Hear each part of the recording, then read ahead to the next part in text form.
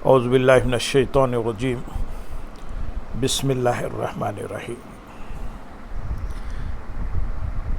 اسلام میں بیوی کے حقوق قرآن حکیم اور احادیث نبی صلی اللہ علیہ وسلم کی روشنی میں بیان کیے جائیں گے۔ خانگی زندگی کا آغاز خاوند اور بیوی کے تعلق سے ہوتا ہے۔ حضور اکرم صلی اللہ علیہ وسلم نے بطور سربراہ خاندان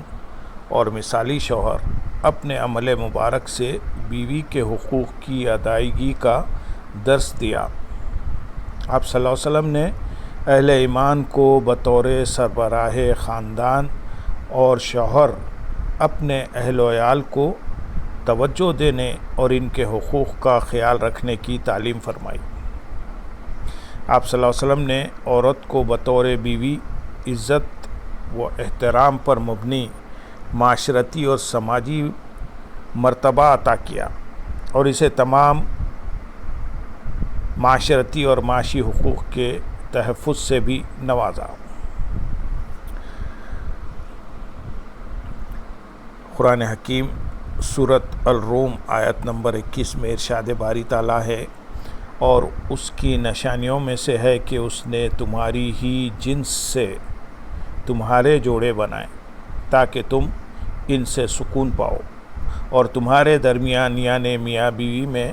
محبت اور ہمدردی پیدا کر دی۔ اس میں ان لوگوں کے لیے جو فکر سے کام لیتے ہیں بڑی نشانیاں ہیں۔ سورۃ النساء آیت نمبر 4 میں ارشاد باری تعالیٰ ہے، اور عورتوں کو ان کے مہر خوش دلی سے ادا کیا کرو، پھر اگر وہ اس مہر میں سے کچھ تمہارے لیے اپنی خوشی سے چھوڑ دیں تو تب اسے اپنے لیے سازگار اور خوشگوار سمجھ کر کھاؤ۔ سورۃ البقرہ آیت نمبر 228 میں ارشاد فرمایا، اور طلاق یافتہ عورتیں اپنے آپ کو 3 حیض تک روکے رکھیں، اور ان کے لیے جائز نہیں کہ وہ اسے چھپائیں جو اللہ نے ان کے رحموں میں پیدا فرما دیا ہو، اگر وہ اللہ پر اور قیامت کے دن پر ایمان رکھتی ہیں۔ اس مدت کے اندر ان کے شوہروں کو انہیں پھر اپنی زوجیت میں لوٹانے کا حق زیادہ ہے، اگر وہ اصلاح کا ارادہ کر لیں، اور دستور کے مطابق عورتوں کے بھی مردوں پر اسی طرح حقوق ہیں جیسے مردوں کے عورتوں پر، البتہ مردوں کو ان پر فضیلت ہے، اور اللہ بڑا غالب بڑی حکمت والا ہے۔ قرآن حکیم سورۃ النساء آیت نمبر 12 میں ارشاد ہے، اور تمہارے لیے اس مال کا آدھا حصہ ہے جو تمہاری بیویاں چھوڑ جائیں، یعنی بیوی کے انتقال کرنے کے بعد تمہارے لیے اس مال کا آدھا حصہ ہے جو تمہاری بیویاں چھوڑ جائیں، بشرطے کہ ان کی کوئی اولاد نہ ہو، پھر اگر ان کی اولاد ہو تو تمہارے لیے ان کے ترکے سے چوتھائی ہے، یہ بھی اس وصیت کے پورا کرنے کے بعد جو انہوں نے کی ہو یا قرض کی ادائیگی کے بعد، اور تمہاری بیویوں کا تمہارے چھوڑے ہوئے مال سے چوتھا حصہ ہے، بشرطے کہ تمہاری کوئی اولاد نہ ہو، پھر اگر تمہاری کوئی اولاد ہو تو ان کے لیے تمہارے ترکے میں سے 8واں حصہ ہے، تمہاری اس مال کی نسبت کی ہوئی وصیت پوری کرنے یا تمہارے قرض کی ادائیگی کے بعد۔ سورۃ النساء آیت نمبر 34 میں ارشاد باری تعالیٰ ہے، مرد عورتوں پر محافظ و منتظم ہیں، اس لیے کہ اللہ نے ان میں سے بعض کو بعض پر فضیلت دی ہے، اور اس وجہ سے بھی کہ مرد ان پر اپنے مال خرچ کرتے ہیں، پس نیک بیویاں اطاعت شار ہوتی ہیں، شوہروں کی عدم موجودگی میں اللہ کی حفاظت کے ساتھ اپنی عزت کی حفاظت کرنے والی ہوتی ہیں۔ اور تمہیں جن عورتوں کی نافرمانی و سرکشی کا اندیشہ ہو تو انہیں نصیحت کرو، اور اگر نہ سمجھیں تو انہیں خوابگاہوں میں خود سے علیحدہ کر دو، اور اگر پھر بھی اصلاح پذیر نہ ہوں تو انہیں تادیباً ہلکا سا مارو،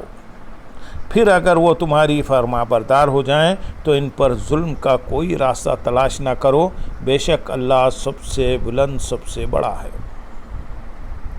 اہل و عیال کو بھرپور توجہ دینے اور ان کے حقوق کی ادائیگی کرنے کی تعلیم احادیث مبارکہ میں بھی دی گئی۔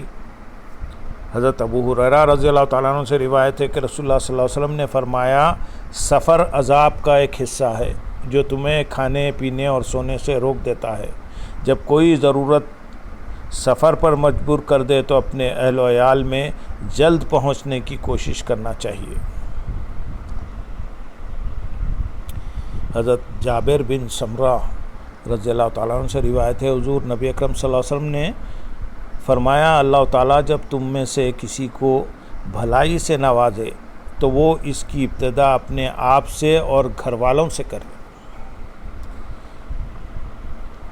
اسود کا بیان ہے کہ میں نے حضرت عائشہ صدیقہ رضی اللہ تعالیٰ عنہ سے پوچھا کہ حضور نبی اکرم صلی اللہ علیہ وسلم کا اپنے گھر والوں کے پاس کیا مشغلہ ہوتا تھا؟ فرمایا کہ حضور اپنے گھر والوں کے کام میں مشغول رہتے اور جب نماز کا وقت ہو جاتا تو نماز کے لیے کھڑے ہو جاتے۔ خاوند سربراہ خاندان ہونے کی وجہ سے نہ صرف اہل و عیال کے جملہ حقوق کی ادائیگی کا پابند ہے بلکہ وہ خاندان کا نگران بھی ہے، جس سے اس کی نگرانی کے فرائض کے بارے میں باس پرس بھی ہوگی۔ ارشاد نبی صلی اللہ علیہ وسلم ہے، حضرت عبداللہ بن عمر رضی اللہ تعالیٰ عنہ سے روایت ہے، حضور نبی اکرم صلی اللہ علیہ وسلم نے فرمایا، تم میں سے ہر ایک شخص حاکم ہے اور ہر ایک سے پوچھا جائے گا، پس امام یعنی حکمران حاکم ہے اور اس سے رعایا کے متعلق پوچھا جائے گا، ہر شخص اپنے اہل و عیال کا حاکم ہے اور ان کے متعلق اس سے پوچھا جائے گا، عورت اپنے خاوند کے گھر میں حاکم ہے، اس سے پوچھا جائے گا، غلام اپنے آقا کے مال کا نگران ہے اور اس سے اس بارے میں پوچھا جائے گا، پس تم میں ہر ایک حاکم و نگران ہیں اور ہر ایک سے پوچھا جائے گا۔ آپ صلی اللہ علیہ وسلم نے بیواؤں کی بھلائی اور خیر خواہی کی تعلیم دی۔ اسلام سے قبل جب کوئی عورت بیوہ ہو جاتی تو مرنے والے کے رشتہ دار اسے مال وراثت سمجھ کر اس پر قابض ہو جاتے اور اسے وراثت و دیگر حقوق سے بھی محروم رکھا جاتا۔ اس طرح عرب میں بیواؤں سے نکاح کو پسند نہ کیا جاتا تھا، جس سے وہ معاشی و سماجی عدم تحفظ کا شکار رہتی۔ آپ صلی اللہ علیہ وسلم نے خود بیوہ عورتوں سے نکاح فرما کر اس رسم بد کا خاتمہ کیا۔ آپ صلی اللہ علیہ وسلم نے بیوہ عورتوں کو معاشرے میں باعزت مقام عطا فرمایا اور ان کے حقوق کی ادائیگی کی فضیلت کو یوں بیان فرمایا،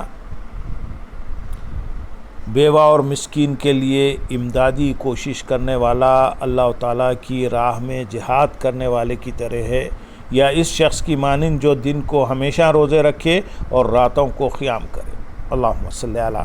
سیدنا محمد وعلی آلہ سیدنا محمد وبارک وسلم۔